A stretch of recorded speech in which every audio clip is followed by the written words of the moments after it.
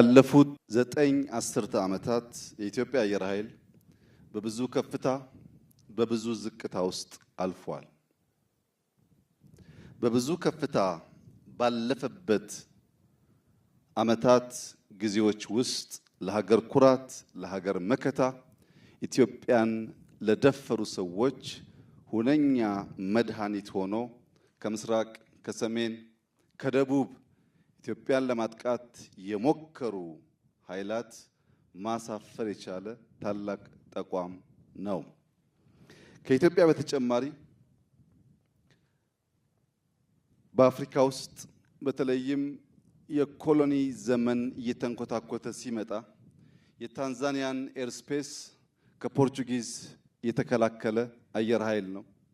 በብዙ የአፍሪካ ሀገራት ሰላም አስከባሪ ሆነን ስንሰማራ በሰላም አስከባሪነት ከስፔሻል ፎርስ ከእግረኛው ጦር በተጨማሪ አየር ኃይላችን ለአፍሪካ የማይናቅ አስተዋጽኦ ያደረገ ስመጥር ታላቅ ተቋም ነው።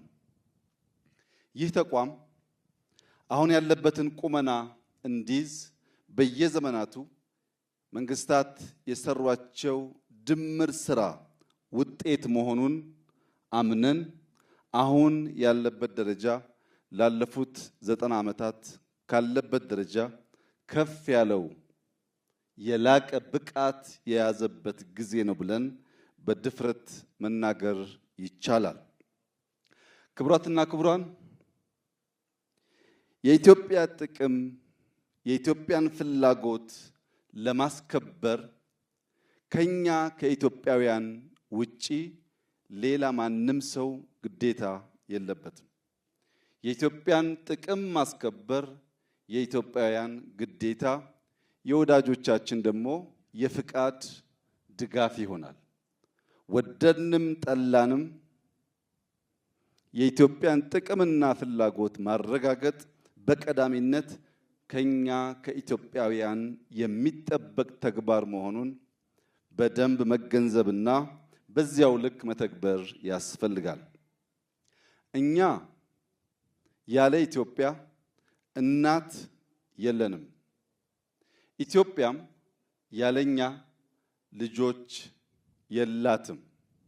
እናት በደከመችበት፣ በደህየችበት፣ በተቸገረችበት ጊዜ አንዳንዶቻችን ወደ እንጀራ እናቶች ሄደን ሊሆን ይችላል። እንጀራ እናቶች 2-3 ያጎርሳሉ እንጂ እንደ እናት እስከ መጨረሻው አያዛልቁም፣ ይሰለቻሉ። ለዚህም ነው ብዙዎች ተመለሱ እየተባሉ ያሉት።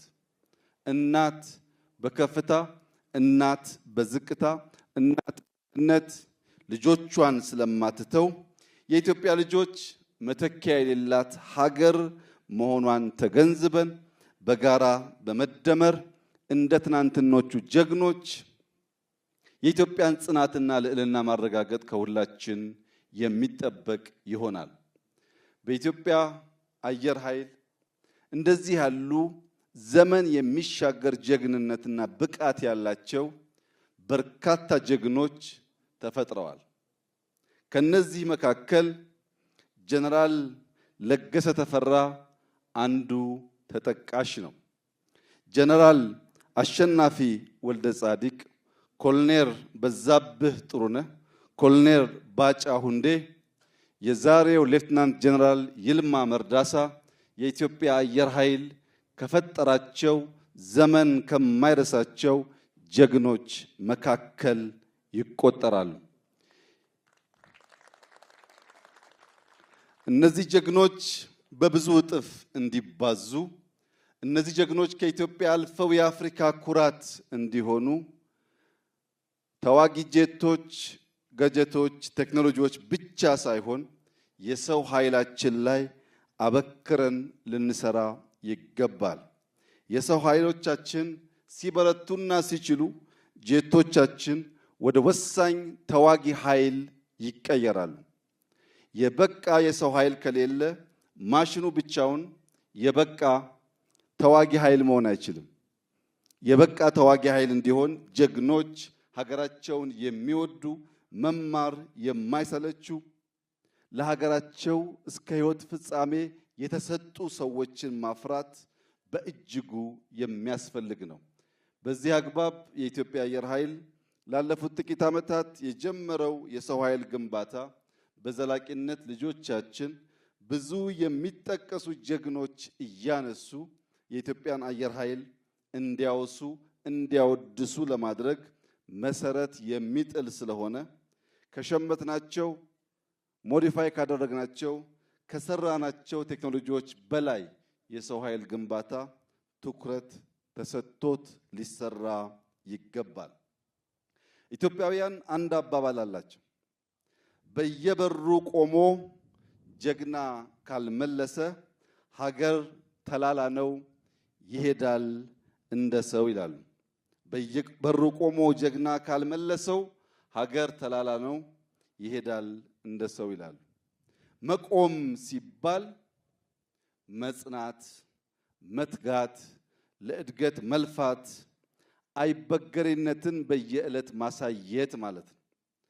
በየበሩ ቆሞ ሲባል በአየር ኃይል፣ በምድር ኃይል፣ በባህር ኃይል፣ በሳይበር ከዚያም ባሻገር በልዩ ልዩ የኢኮኖሚ ዘርፎች በሁሉም በር የሚጠቀሱ ጀግኖች ሲኖሩ ማለት ነው።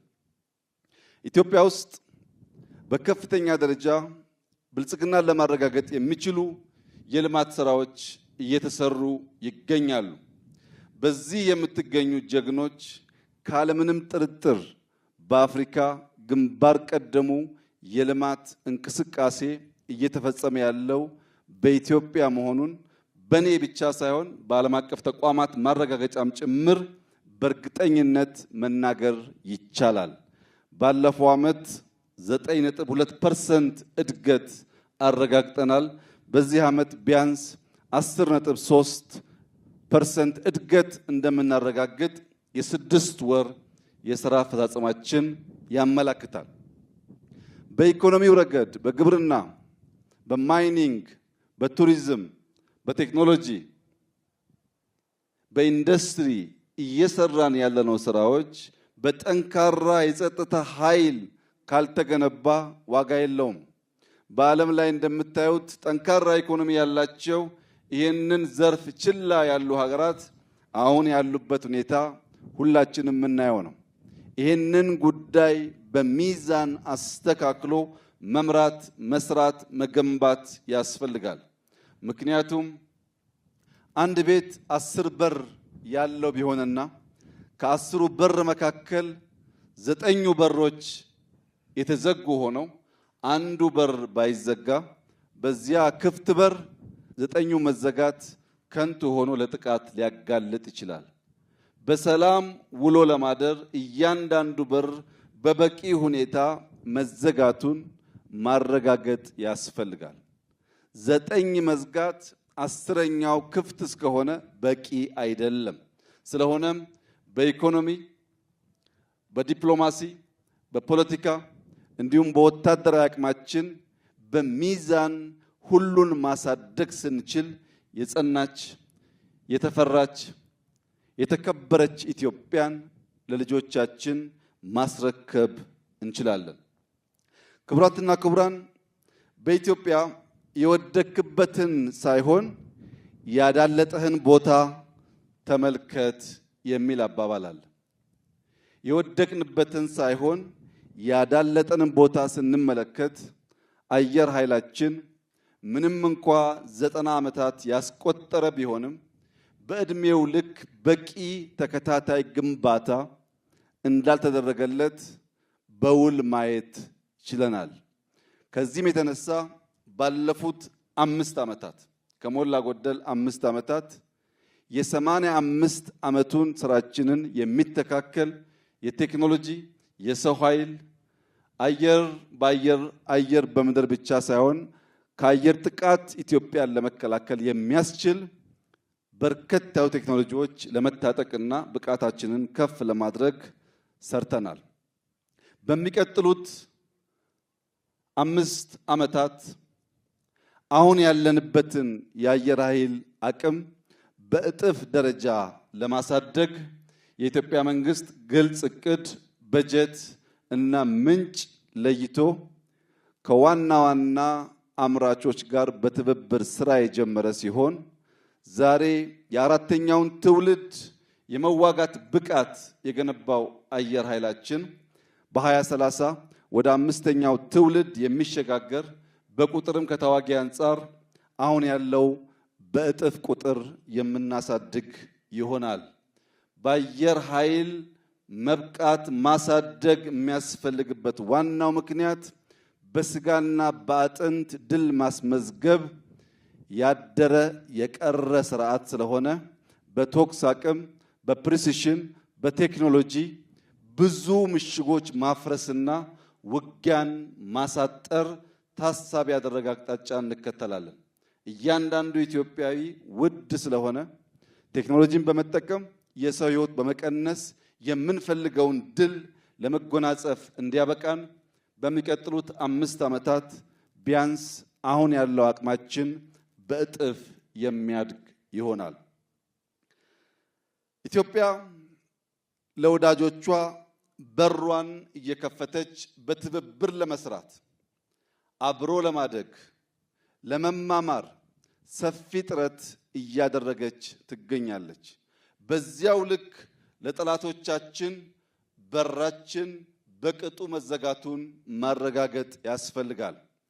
ባለፉት 100 ዓመታት ጠላቶቻችን ከቅርብና ከሩቅ የኢትዮጵያን አጠቃላይ አቅም ለማዳከም ስትራቴጂ ጥቅሞቿን ለማደናቀፍና ጥቅሞቿን ለመጋራት በብዙ ደክመዋል፣ በብዙ ሰርተዋል። ያ እንዳይደገም ወዳጆቻችን በራችን ክፍት ነው። በትብብር አብረን ለመስራት አብረን ለማደግ ያለንን ቁርጠኝነት በድጋሚ እያረጋገጥኩ ጠላቶቻችንን በሚመለከት ግን የኢትዮጵያን ክብር፣ የኢትዮጵያን አንድነት፣ የኢትዮጵያን ብሔራዊ ጥቅም ለማስከበር ተኝተን የማናድር መሆኑን በድጋሚ ማረጋገጥ እወዳለሁ። ወዳጅም ጠላትም አንድ እንዲገነዘብ የምፈልገው ነገር ኢትዮጵያን በቅጡ ኢትዮጵያን በበቂ አናቃትም። ኢትዮጵያ ከምታውቋት ያለፈች ሀገር ናት። በሀብቷም በታሪኳም በብቃቷም። ከዚያ ባሻገር ኢትዮጵያ እያደገች ያለች ሀገር ናት። የአፍሪካ ትንሣኤ የአፍሪካ ተመልሶ የማደግ ምልክት የምትሆን ሀገር ናት። ከእንደዚህ ያለው ሀገር ጋር ተስማምቶ ተባብሮ አብሮ ማደግ ብቻ ነው የሚያዋጣው። ከዚያ ውጭ ያለው አማራጭ ጥፋት ስለሚያስከትል አንዳንዴ የምትስቱ ቆማችሁ የቀራችሁ ወደፊት መራመድ የምትቸገሩ ሱ30 ጄሲ10 ወይም ከዚያ ያለፉ ቴክኖሎጂዎች ሲጠሩ ይሄ ደግሞ ምንድነው ብላችሁ ግራ የሚገባችሁ አሁንም ሚግ 21 ላይ ያላችሁ ሀገራት ደጋግማችሁ እንድታስቡ የሚያስፈልገው ኢትዮጵያ ትናንትና ላይ የቆመች ሀገር አይደለችም። ኢትዮጵያ ነገን ለመዋጀት አበክራ የምትሰራ ሀገር ናት። የማንንም አትፈልግም። የራሷን በየዋህነት በተላላ በአጭር ጊዜ ድል አሳልፋ አትሰጥም። የተሰጠ ካለም ማወራረዷን አትተውም። በኢትዮጵያ ውስጥ ብልጽግናን እናረጋግጣለን። በኢትዮጵያ ውስጥ የጀመርነው እድገት ምንም አይነት ፈተና ምንም አይነት እንቅፋት ያፈጥነዋል እንጂ አያቆመውም።